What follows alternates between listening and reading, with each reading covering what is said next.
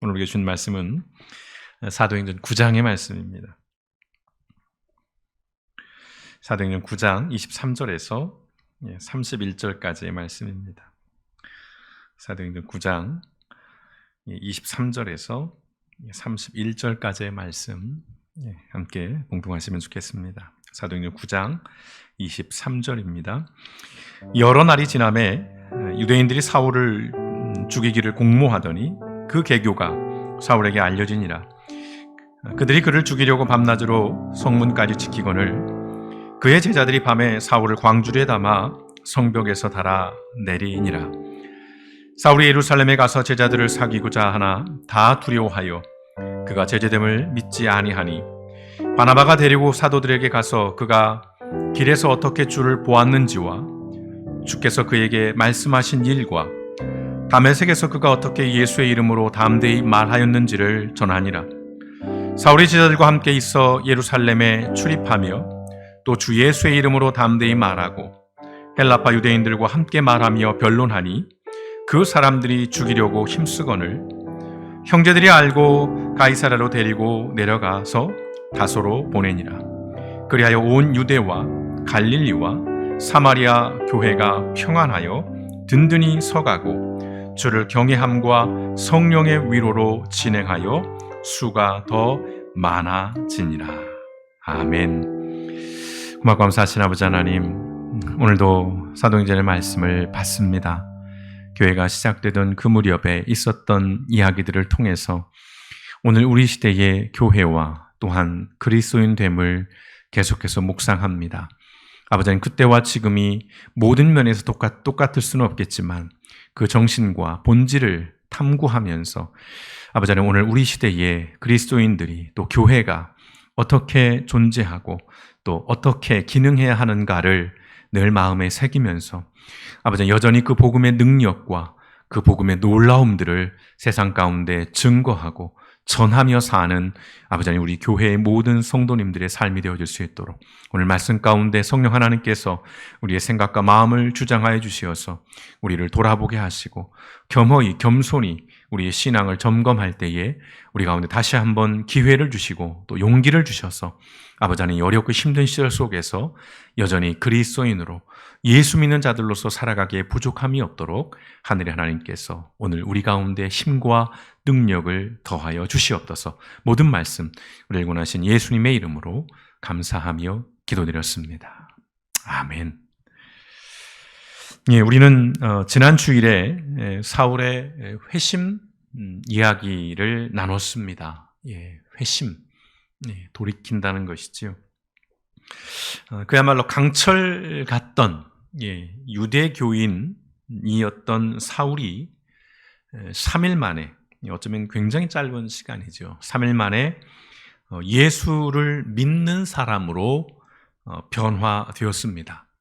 근데 여러분 한번 생각을 해 보시면요, 사람이 변화된다는 것, 여러분 그것은 결코 쉬운 일이 아닙니다. 사람이 변화된다는 것, 변하면 죽을 때가 됐다, 이런 얘기도 있습니다만, 오죽하면 이런 말도 우리가 쓰지 않습니까? 사람은 고쳐 쓰는 게 아니다.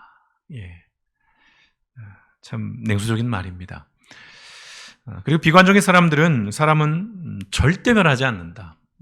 절대입니다. 아주 단호하죠. 절대 변하지 않는다는 확고한 믿음을 가지고 있습니다. 성도 여러분께서는 어떻게 생각하시요? 검은 머리 짐승은 거두는 게 아니다. 이런 말들도 우리가 하긴 합니다만, 우리가 지금까지 삶을 살아오면서 거의 모든 사람들은 다른 사람들로부터 배신과 상처를 경험합니다. 또 앞으로도 할 것이고요. 그렇다 보니 정도의 차이는 있습니다만 사람에 대한 신뢰가 사실은 그렇게 견고하지 못하지요. 일정 부분 의심합니다. 그리고 거리를 둡니다. 경계를 하는 것, 그것이 어쩔 수 없는 우리의 현실이기도 합니다. 이것은 어떤 사람의 인격이나 인품의 문제가 아니라는 것이지요. 경험으로부터 체득한 어쩌면 슬픈 일입니다만 하나의 생존 기술이 아닐까라는 생각도 해보게 됩니다. 사람이 사람을 믿지 못하고 의심하고 경계하며 살아야 하는 현실은 분명 서글픈 일입니다. 아울러서 맹목적인 신뢰도 분명 우리는 경계해야 하는 것이죠. 무조건적으로 사람을 믿는 일도 우리는 조심해야 합니다. 특별히 예수 믿는 사람들은 더욱더 조심해야 합니다. 예수 믿는 사람들은 착해야 된다, 선해야 된다, 이런 어떤 강박들이 있어서 무턱대고 사람들을 믿거나 또 신뢰하는 일, 그러다가 정말 많은 상처를 받기도 하고 또는 삶이 허물어지는 일들도 왕왕 경험하게 됩니다. 여러분, 누군가를 무조건적으로 믿어주는 것이 그리스도인의 미덕은 아닙니다. 인간은 죄성을 가지고 있습니다. 이 말씀은 편견을 갖고 사람들을 보라는 말씀이 아니라 우리에겐 분명 분별함을 통해서 사람들을 보는 지혜가 있어야 한다는 말씀을 드리고자 합니다. 오늘 본문 말씀이 이러한 이야기를 담고 있습니다. 예수를 믿었으니 이제부터는 만사형통하고 운수대통해야 할 것 같은 사울이 마주한 현실은 전혀 그렇지 못했습니다. 오늘 사울은 이중고를 겪게 되는데요. 먼저는 배신자로 낙인이 찍혀버립니다. 오늘 사도행전 9장 23절에서 25절의 말씀을 함께 보시면 여러 날이 지나서 유대 사람들이 사울을 죽이기로 모의하였는데 그들의 음모가 사울에게 알려졌다. 그들은 사울을 죽이려고 밤낮으로 모든 성문을 지키고 있었다. 그러나 그의 제자들이 밤에 사울을 광주리에 담아서 성 바깥으로 달아내렸다라고 그렇게 기록합니다. 유대교인들의 입장에서 볼 때 사울은 변절자입니다. 배신자이죠. 그래서 사냥꾼에서 이제 사냥감이 되어버립니다. 사울의 형편이 그렇다는 것입니다. 추적자에서 도망자 신세가 되어버린 것이죠. 유대교에 충실한 신자에서 이제는 더 이상 신뢰할 수 없는 이단 사설을 추종하는 배교자가 되어버렸다는 것입니다. 회심한 사울이 마주한 두 번째 현실은 불신이었습니다. 불신.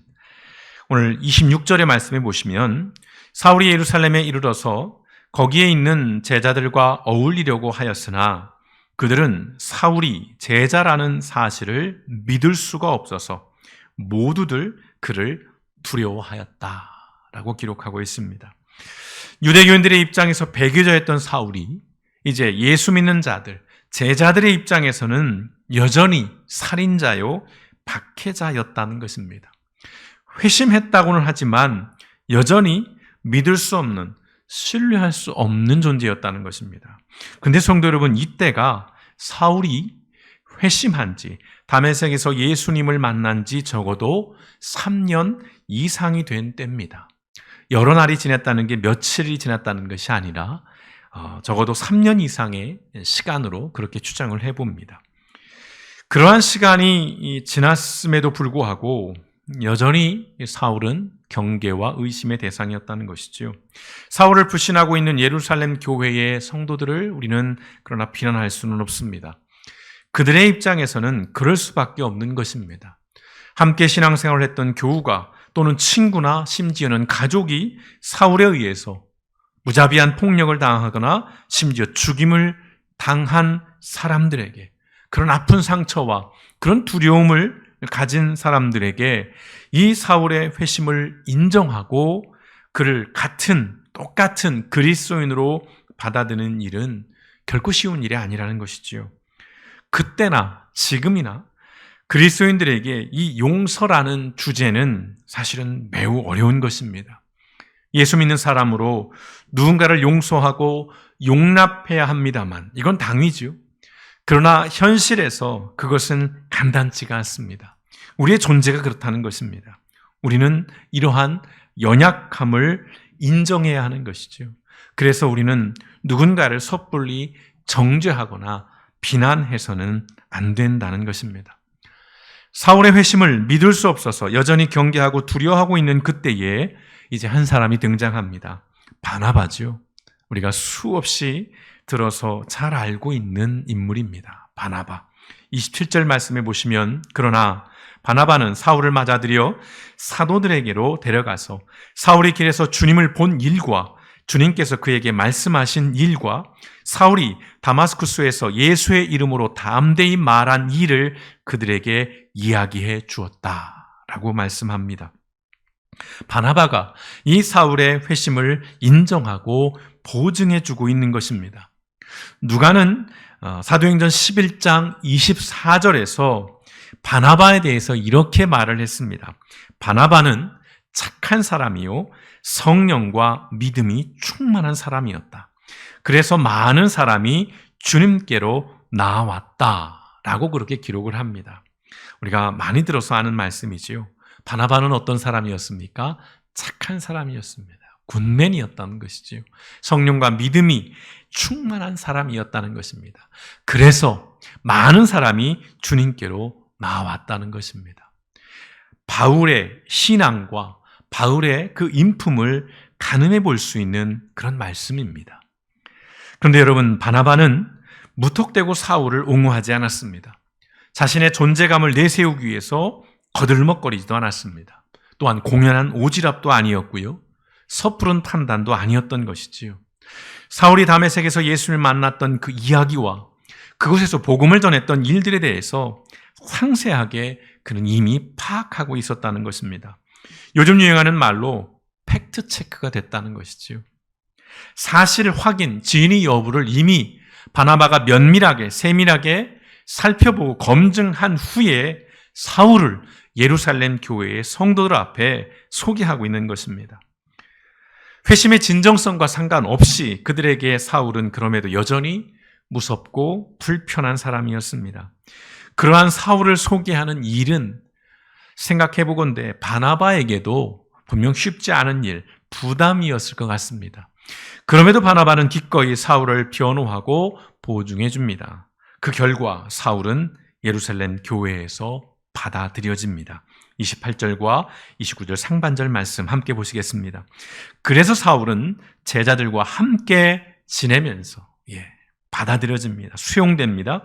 예루살렘을 자유로 드나들며 주님의 이름으로 담대하게 말하였고 그리스 말을 하는 유대 사람들과 말을 하고 토론을 하기도 하였다 라고 기록합니다.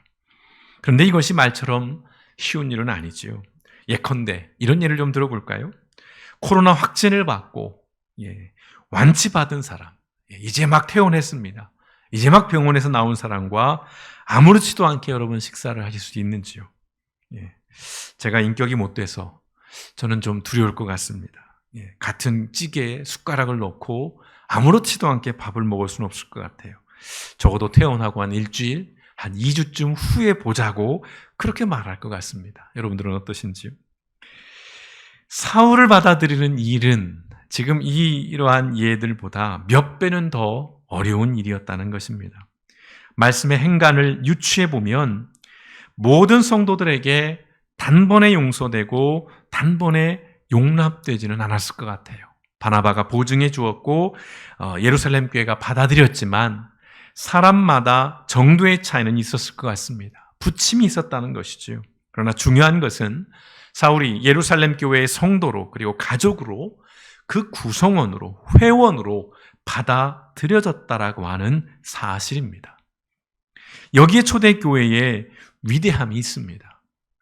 교회는 벽을 쌓고 검열을 하고 검증을 하는 곳이 아니라는 말씀을 누누이 드립니다. 기본적으로 교회는 수용하는 곳이지요. 포용하는 곳입니다. 그런데요, 교회가 힘이 생기면 조금 달라집니다. 진리의 수호자를 자처하면서 감별사 노릇을 하려고 한다는 것입니다. 그리고 그 힘을 지키고 더 키우기 위해서 더 큰 힘을 탐하고 더 큰 힘과 결탁하는 일들이 벌어진다는 것입니다. 이것이 교회 역사 속에서 우리가 수없이 확인할 수 있는 패턴이기도 합니다. 그런데 이것은 교회만 그런 것은 아니지요. 모든 사람들, 모든 조직은 다 그렇습니다. 왜요? 죄성을 가진 죄인이기 때문에 그런 것이지요. 그럼에도 분명한 것은 교회는 여러분 누구에게나 열려 있어야 한다는 것입니다. 이 가장 기본적인 명제, 이 전제가 무너진다면, 이걸 포기해버린다면 교회는 더 이상 교회일 수 없는 것이고 교회로 존재할 이유도 없는 것입니다. 오늘 우리 시대에 이 말씀을, 이 부분을 우리가 깊이 묵상하고 또 잊지 말아야 할 것 같습니다. 박해를 받던 초대교회는 사실 누군가를 받아들이는 일이 쉬운 일이 아니었지요. 사울을 경계한 것도 그가 회심을 가장해서 교회로 들어와 성도들을 체포하고 죽이지는 않을까 하는 의심과 두려움 때문이었던 것이지요. 그 의심과 두려움을 그럼에도 내려놓을 수 있었던 것은 바나바라고 하는 한 사람 덕분이었습니다. 사울의 입장에서 여러분, 바나바는 눈물나게 고마운 사람이지 않았을까요? 유대교인들에게 지속적으로 살해 위협을 받았습니다. 또 그리스도인들에게는 아직 인정을 받지 못했던 이 사울의 마음을, 이중고를 겪고 있는 이 사울의 마음을 우리가 헤아려 봅니다. 기댈 곳 없고 마음 줄 곳 없던 사울에게 손을 내밀어 준 사람이 바로 바나바였다는 것입니다. 그런데요, 돌아보면 이 사울에게는 바나바만 있었던 것은 아니죠. 결과적으로 보자면 스데반 집사님이 먼저 있었습니다. 그 순교의 그 모습을 통해서 사울에게 커다란 울림을 주었던 것이고요. 또한 예수 그리스도를 만났던 그때 다메섹에서는 아나니아라고 하는 제자가 사울을 환대했습니다. 사울을 부르신 것은 분명 예수님이지만 그 사울을 바울로 살아가도록, 예수 믿는 자로, 그리고 복음을 전하는 전도자로, 선교자로 살아가도록 이끌어준 것은 수많은 믿음의 동역자들이었다는 것입니다. 모든 것이 혼란스럽고 불확실하고 불안정하던 그때에 사울에게는 아나니아가 있었고 그리고 바나바가 있었습니다. 그리고 이름 모를 수많은 믿음의 사람들이 사울과 함께 했다는 것입니다. 분명 사울은 위대한 하나님의 사람입니다. 대단한 사람입니다. 정말 놀라운 사람입니다. 그러나 그 놀라움과 위대함은 사울의 개인기로, 그가 가진 능력으로 만들어진 것이 절대 아니라고 하는 사실들을 우리는 결코 잊지 않았으면 좋겠습니다. 저는 오늘 이 바나바를 생각해 봅니다.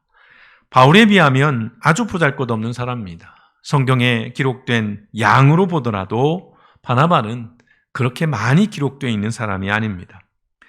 흔히 세상은 주인공만을 기억한다고 말하지요. 현실입니다. 또한 영웅만을 우러러보고 지켜 세웁니다. 이것이 어쩔 수 없는 현실일지라도 교회는요, 우리 그리스도인들은 이 바나바와 아나니아를 기억할 필요가 있습니다. 그들이 이 한 사람 사울에게 보여준 환대와 이 관용은 훗날 수많은 사람의 삶이 변화되고 회복되는 놀라운 열매를 맺게 되는 것입니다. 위기의 시절 사울에게 내밀어준 그들의 손은 헤아릴 수 없는 생명을 구해내게 된다는 것입니다. 성도 여러분, 이것이 그리스도인이 걸어가야 할 길이 아닐까 싶습니다. 모두가 영웅일 필요는 없습니다. 그럴 수 있다면 좋겠지요. 모두가 다 유명한 사람이 되고 모두가 다 탁월한 사람이 되어서 정말 다 스포트라이트를 받을 수 있다면 얼마나 좋겠습니까? 그러나 때론 이 믿음의 길 속에서 그저 손과 그저 작은 어깨면 충분한 일들이 너무 많다는 것입니다. 요즘 인터넷에서 떠도는 글이 있습니다. 저에게는 정말 뼈아픈 글이었습니다. 신은 모든 곳에 있을 수 없어서 어머니를 이 땅에 보내셨고, 악마는 모든 곳에 있을 수 없어서 목사를 이 땅에 뿌려놨다. 인터넷에 떠도는 말입니다. 그저 무시할 수도 있는 말이고 너무 지나치다라고 그저 흘려들어올 수도 있는 말입니다만은, 그러나 저는 가슴에 딱 걸려버린 말이기도 합니다. 악마는 모든 곳에 있을 수 없어서 목사를 이 땅에 뿌려놨다라고 하는 이 말들이 아무렇지도 않게 사람들에게 공유되고 또 그것을 공감하는 사람들이 많이 있다는 이 현실을 결코 가벼이 넘길 수가 없다라고 하는 것입니다. 위기의 시대에 누군가에게 위로와 희망이 되어져야 할 사람들이 요즘 돌아보면 우리 사회에서 오히려 불안하게 하고 사람들에게 분노를 유발하는 그런 현실들을 목도합니다. 지난 월요일 영상에서도 말씀드렸듯이 알베르 까미가 말했듯이 역병의 시대란 낮이고 밤이고 어느 인간이나 비겁해지는 시간입니다. 위기의 시대, 이런 코로나 시대 속에서 모두가 어렵고 모두가 힘들고 불안한 이 시대에는 어느 인간이건 비겁해질 수밖에 없습니다. 이기적일 수밖에 없는 것이지요. 나부터 살고 보자는 마음들이 강하게 들 수밖에 없습니다. 누구도 이것을 비난할 수는 없을 것입니다. 그럼에도 불구하고 그러한 시대에 누군가는 사람들에게 위로가 되고 희망이 되고 힘이 되어 줄 수 있어야 한다는 것이지요. 코로나라고 하는 한 번도 경험해보지 못한 이 일상을 지금 일상으로 살아가고 있는 요즘 이 그리스도인의 길을 고민해 봅니다. 그래서 이 바나바를 묵상해 보는 것입니다. 물론 길을 아는 것과 그 길을 가는 것은 또 다른 차원입니다. 길을 몰라서가 아니라 그 길이 쉽지 않은 길이기에 더욱 고민스럽고 사실은 어려운 것이지요. 다만 여러분, 한 사람에게만이라도 10사람, 100사람, 1000사람, 10,000사람이 아니라 단 한 사람에게만이라도 바나바와 아나니아와 같은 환대와 관용을 베풀 수만 있다면 오늘 우리 시대에 그것으로 충분하지 않을까 싶습니다. 오늘 말씀의 마무리는 이 노래로 대신하려고 합니다. 찬양은 아닙니다. 팝송입니다. 오래된 팝송입니다. 위기의 시대에 교회와 그리스도인들이 살아내야 할 삶이란 것이 바로 이런 삶이 아닐까 싶습니다. 지나치게 이상적일 수도 있습니다. 지나치게 어떤 환상적일 수도 있습니다. 그러나 우리가 이런 이상과 환상을 포기한다면, 그저 현실에만 순응하며 현실에만 눌려 살아간다면 이 시대에, 이런 시대에 누가 사람들에게 위로가 되고 소망이 될 수 있겠습니까? 이 시대의 교회와 그리스도인들은 무엇이겠습니까? 지금 우리는 이중고를 겪고 있던 사울에게 손과 어깨를 내어준 바나바와 아나니아가 필요한 시대를 살아가고 있습니다. 하나님께서는 오늘 이 땅의 교회와 우리 그리스도인들이 바로 이 바나바와 아나니아가 걸었던 길을 걷기 원하십니다. 물론 힘들고 어려운 길입니다. 그럼에도 이 길은 불안과 두려움의 시대에서 교회와 그리스도인의 존재 이유인 것입니다. 하나님께서는 우리를 죽어서 천국 가라고 부르신 것이 아니라 살아서 천국을 만들라고 부르셨다는 것을 다시 한번 말씀드립니다. 오늘 누가는 31절에서 초대교회의 모습에 대해 이렇게 우리에게 들려주고 있습니다. 그러는 동안에 교회는 유대와 갈릴리와 사마리아 온 지역에 걸쳐서 평안을 누리면서 튼튼히 서갔고 주님을 두려워하는 마음과 성령의 위로로 정진해서 그 수가 점점 늘어갔다.